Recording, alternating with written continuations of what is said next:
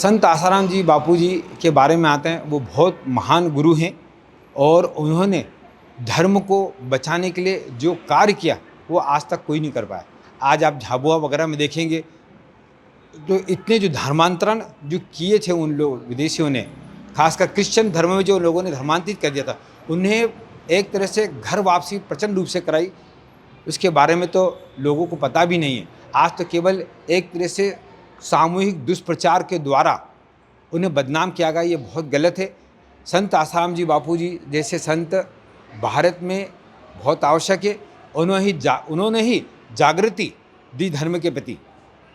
जहाँ राजनीति होती है वहाँ किसी संत की व्याख्या कुछ होती नहीं है। राजनीति पॉलिटिक्स जहाँ आ जाता है वहाँ किसी को कोई ना कोई बहाने से फंसा देते। तो कोई महात्माओं के ऊपर उंगली उठे, महात्माओं के ऊपर कोई गलत इल्ज़ाम लगे, उससे वो लोग प्रसन्न होते हैं, लेकिन उनको मालूम नहीं है कि इससे अपनी संस्कृति खत्म होते जा रही है। संत पे कभी कीचड़ उचाड़ना, संत देखिन नमन करिए झपट नमाविए शीश, संत को नमन करना चाहिए। संत का जो निर्मल जीवन है, जीवन देख के संत को पूजो। लेकिन ये लोग, मैंने आपको पहले ही बताया कि पॉलिटिक्स होती है, जब तक उसको कोई चीज़ की ज़रूरत होती है तब तक उसका इस्तेमाल होता है।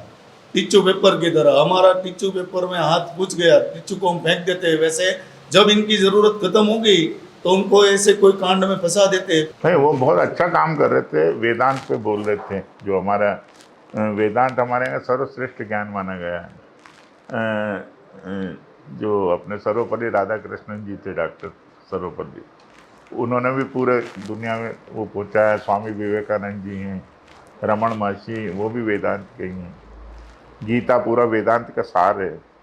तो अगर कोई अच्छी शिक्षा पहुँचा रहे हैं तो वो अच्छा काम ही कर रहे हैं ना, क्या कर सकते हैं। बच्चों को गुरुकुल में पढ़ा रहे हैं, इतने काम कर रहे हैं, तो हम उन सब कामों को नज़रअंदाज कर देते हैं। ये गलत है। इन राजनीतिक लोगों से दूरी बनाए रखना चाहिए। ये कब दोस्त कब दुश्मन बन जाए कोई भरोसा नहीं। देखिए, पुलिस के पास तो इतने तरीके हैं किसी को भी अपराधी सिद्ध करने के, कुछ नहीं कर सकते हो।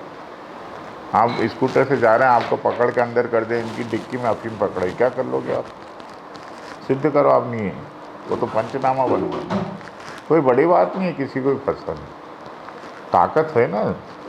बापू के साथ भी यही हुआ। वो उनका कहाँ माना? बापू के केस में भी आप उनका बर्थ सर्टिफिकेट ही नहीं मान रहे हो स्कूल का जी। और जो लड़की है उसके भी 2 सर्टिफिकेट है जिसमें वो बालिग सिद्ध हो रही है। जबरदस्ती उसको नाबालिग सिद्ध किया जा रहा है। जो आपने बताया ना कि वो नाबालिग की एक तरफ सुनी नहीं जा रही है और एक तरफ बालिग को नाबालिग सिद्ध करके इनको अंदर बार बार रखने का प्रयास किया जाता है। अपने हिसाब से कहीं ना कहीं वो जो एक क्लास है, एक तबका है, वो संतों से चिढ़ता है। बापूजी हों, ये तो बहुत ही, मैं बता रहा हूँ ना आपको कि ये क्या है, एक बहुत बड़ी प्लानिंग है और उसके तहत जो है काम चल रहा है। क्योंकि अब ये जो लोग चाहते हैं, मतलब अपने देश के ऊपर शासन करना चाहते हैं, तो वो लोग अगर जो है देश को नहीं बांटेंगे, अगर जो है अपनी भारतीय जो संस्कृति के जो खास जो लोग हैं उनको अगर उनको नहीं गिराएंगे, उनको डाउन नहीं करेंगे, तो फिर जो है उनका कैसे एजेंडा चलेगा। तो देश को जो है कमज़ोर करने के लिए यही स्तंभ है। भारतीय जो संस्कृति उसको कमज़ोर करो और भारतीय संस्कृति के जो पुरोधा हैं, जो खास स्तंभ हैं, उनको जो है डाउन करो। ये इनका एजेंडा है। ये उस एजेंडा के तहत जो है काम हो रहा है। कुछ लोग हैं जो सत्य को समझते हैं और उसका सपोर्ट भी करते हैं, लेकिन यहाँ तो अपने ही देश में जो है सब आस्तीन के सांप बन के बैठे हुए हैं। लेकिन एक बात ज़रूर है कि ये समय पलटता है। सत्य को जो है कब तक जो है हम लोग उसको झुटलाएंगे, कभी न कभी जो है सामने आएगा और प्रकृति भी जो है साथ देती है। समाज को क्या करना चाहिए? अब ऐसे, और आप जैसे यंग लोग हैं, चौहान जी हैं, ऐसे लोग जो है सामने आ रहे हैं, और भी कई लोगों को, हमको ऐसे लोगों को सामने लाना चाहिए। समाज को क्या करना चाहिए? समाज को जागृति लानी चाहिए। समाज को कोई संत महापुरुष के ऊपर जो उंगली उठ रही है उसके बारे में कुछ सोचना चाहिए। जो संत है, महापुरुष जो है, वही स्तंभ है, पृथ्वी के स्तंभ है, उससे ही ये पृथ्वी चल रही है। लेकिन जागृति जो सनातन धर्म के जो प्रेमी हैं उनको जागने की जरूरत है।